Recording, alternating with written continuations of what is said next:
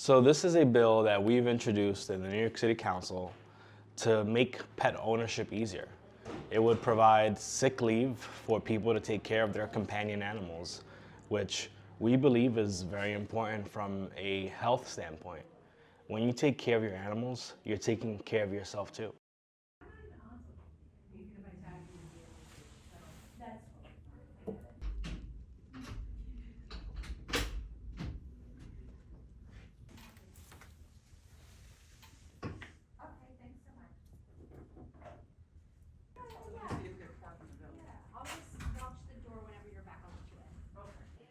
The benefits are pretty significant.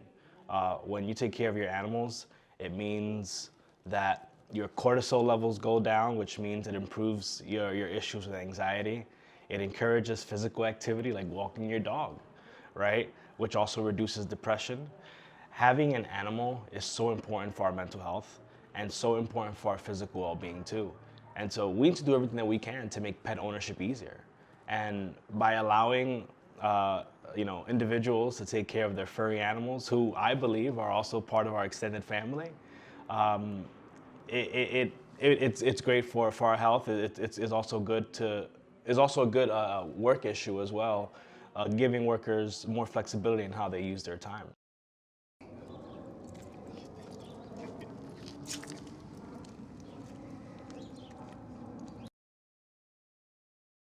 I think it's honestly a great idea. I think pets are super important parts of people's families, and if something, unfortunately were to happen to a pet that would require extra care or attention or something, I think it's important to be able to be there for them. So I think that'd be a great idea.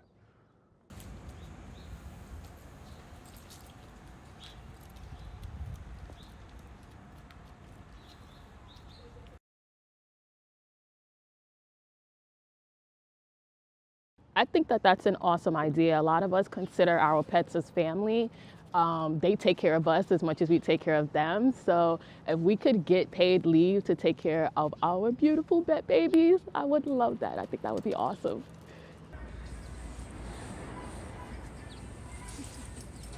Here, leave him alone, buddy. Hello.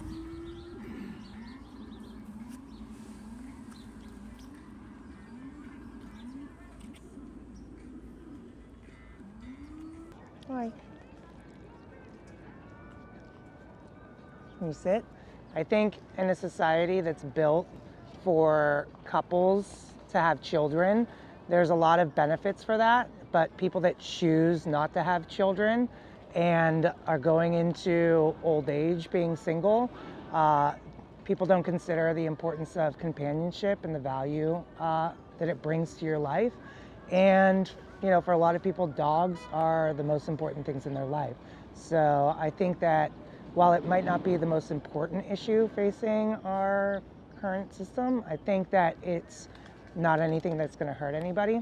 And I think that it's a realistic expectation for people to be able to take breaks and pauses in their life when they need it.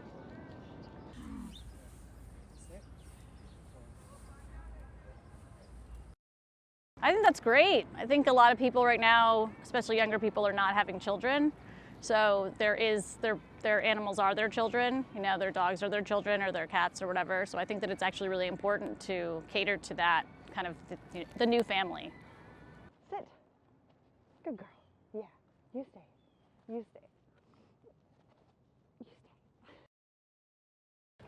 I think that would be really nice. I work in a job where taking time off to go and do things like take her to the vet is just completely fine. Or take her for a walk at 10 in the morning and then come in a little bit late. But for people who are working jobs where it's paid by the hour, I can imagine that they should have the same treatment that I can get and be able to take the dogs to the vets during work hours, which is really the only time that you can actually take them. Yeah.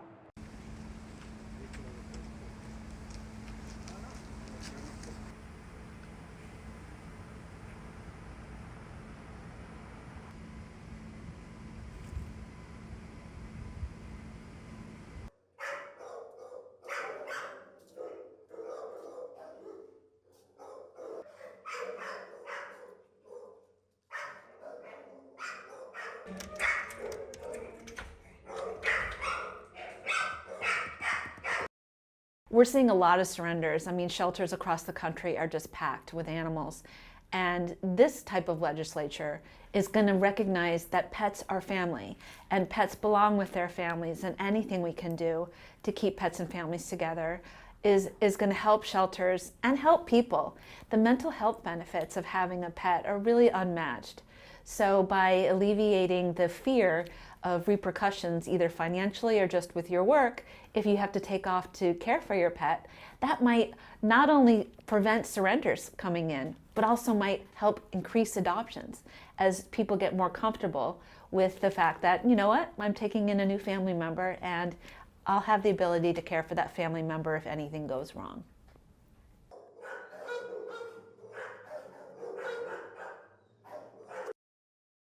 We're not giving any additional days. We're just saying, let's give individuals the flexibility to use that time as they wish, particularly if it promotes healthy activities and healthy behavior.